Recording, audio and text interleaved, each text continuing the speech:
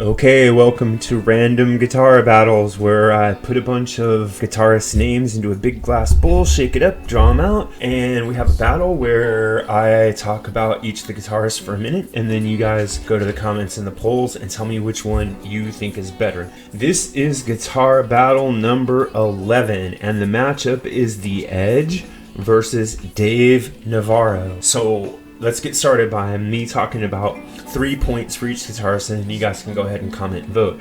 My first element from The Edge that I think is worth mentioning is clearly his use of effect pedals. Back in the day, Edge was really pushing the parameters for what you could do with kind of off-the-rack guitar gear and stringing things together in new ways, finding ways to orchestrate with this rather than just use them for coloring. For the most part, Edge is the one who brought this souped up synthesizer element to the standard guitar gear. Alright, so the second point I would put down for him is that he has this great restraint. He knows how to play rhythm guitar, he knows how to comp, he knows how to structure his approach to strumming more so than soloing to accent the vocal patterns of a song and to make a nice, easy platform for which lyrics and emotion can rise out of.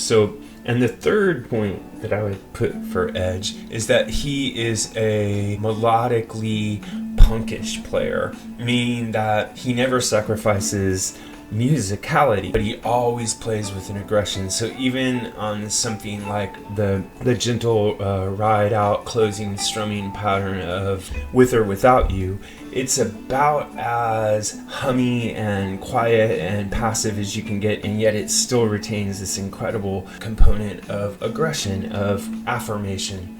He can blend sadness and joy together. So moving on to Dave Navarro. Interestingly enough, he has a lot in common with Edge in that he is primarily a painterly guitarist. He's not a shredder, he's not a technique demon, he's more about painting a picture in your mind.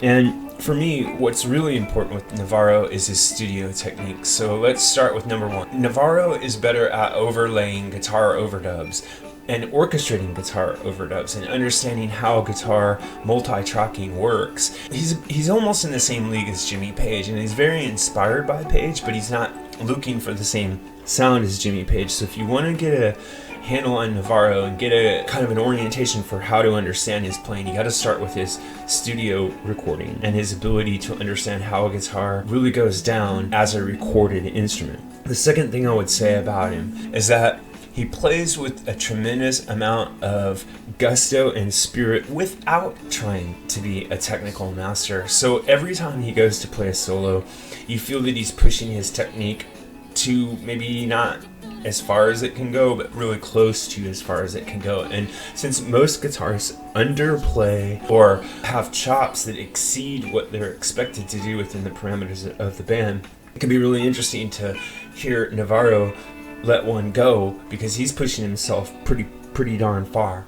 Okay, so the third thing that I would say about him is that he understands the role of heavy rock guitar in its most traditional format.